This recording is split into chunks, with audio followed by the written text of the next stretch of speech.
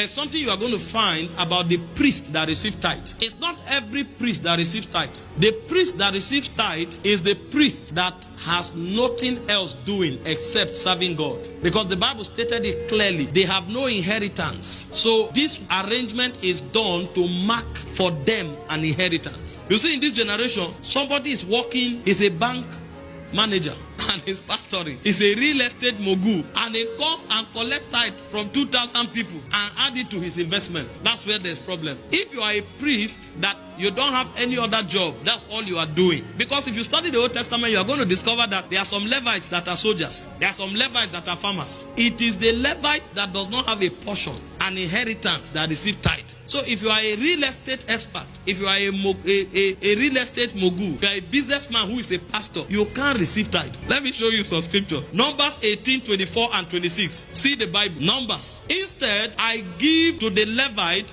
as their inheritance the tithes that the Israelite present as an offering to the Lord. He said, I give it to the Levite as what? Their inheritance. That is why I said concerning them, they will have no inheritance among the Israelites. Are you seeing this? So the priest that received the tithe is the one who is sold out, serving God completely. Go to verse 26. It says, speak to the Levite and say to them, when you receive from the Israelite the tithe I give you as what? An inheritance. He said, you must present a tenth of that tithe as the Lord's offering. This is what we call tithe of tithe. So when the Levites collect the tithe, they now take 10% to the high priest, who is also completely sold out to God. So if you go to verse 28, you are going to see what is done to the tithe of tithe. Go to verse 28. He said, in this way, you also will present an offering to the Lord from the tithes you have received from the Israelites. And he said, from this tithe you must give the portion to Aaron the priest. So this is one of the administration of tithe.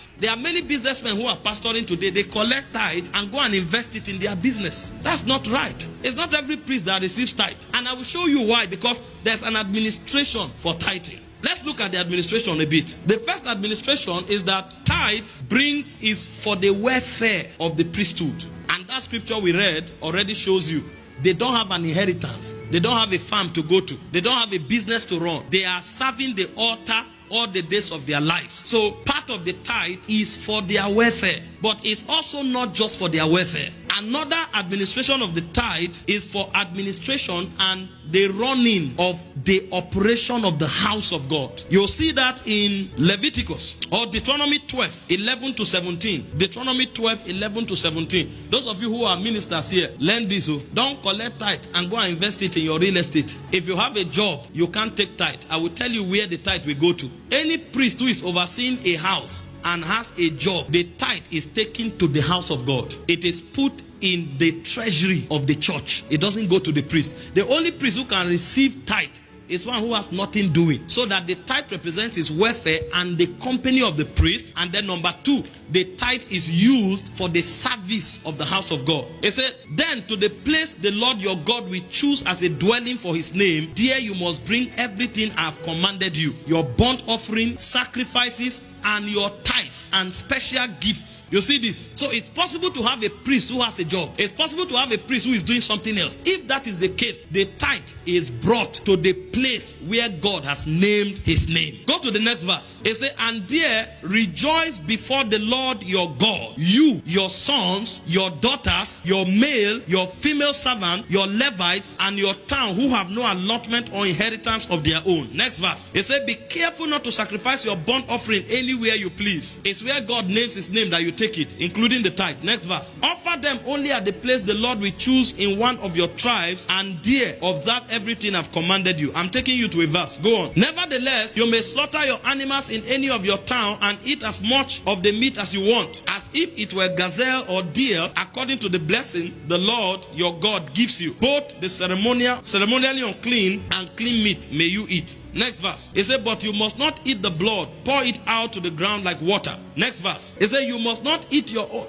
in your own towns the tithe of your grain, of your new wine and olive oil, and firstborn of your herds and flocks, and whatever you are vowed to give, or freewill offering or special gift. Did you notice what he said there? He said, you must not eat. What does that mean? That means there is a time when you eat your tithe too. But how do you eat your tithe? You bring it to the house of the Lord. When you present it, if there is a ceremony, money, if there is an activity where the priest takes from, is from the tithe. So for example, you have an event in the house of God. You are not going to go and beg money from outsiders. What you do is that you take from the tithe and everybody will eat it together. So both the priest and those who brought it can partake of it. For example, when we have our end of year program, where do you take the money from? You don't go and solicit for money to come and run that program. The administration of the tithe becomes for the celebration and the organization of the things of the house. So the first administration of tithe is for the welfare of the priest that has nothing doing, because the priest that serves the altar eats from the altar. The second administration of the tithe is for the organization and the running of the house of God.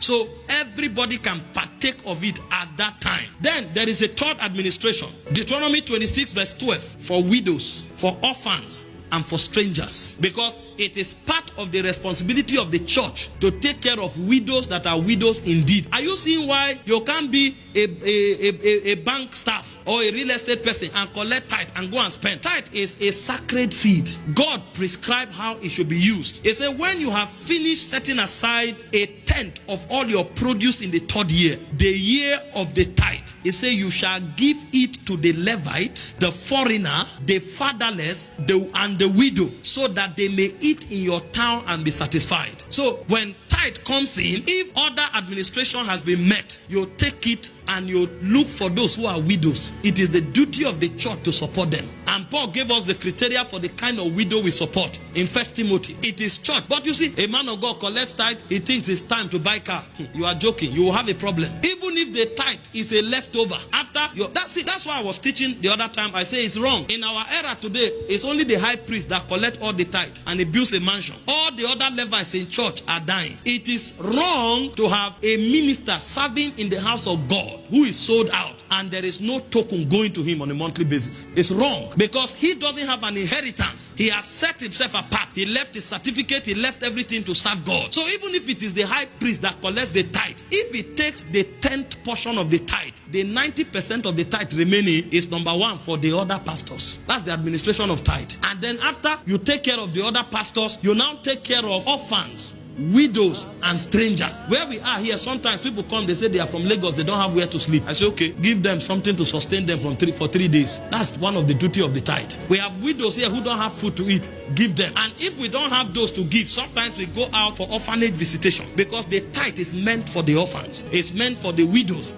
It's meant for the welfare of the subordinate pastors who are the Levites. But here today, only the man of God, the set man, collects all the tithe. And there's no administration to the tithe. He buys car, he builds mansion, and he invests the rest in his real estate business. Do you see why we still keep giving tithe? Because if you stand up now and say, oh, Jesus has become the tithe, we don't need to give tithe. How do we take care of the widows? How do we take care of the orphans? If we want to run a program in-house, where would the money come from? Otherwise, people will be overburdened. You want to do graduation, you say, please sow a seed. You want to do end of year program, you say, sow a seed. You want to go out for orphanage, you say, sow a seed. Is it every day they are giving? People will run away from the church. This church of giving every day, what is going on? So God creates an administrative buffer to run his program without becoming overbearing on the parishioners. This is how tithe is administered.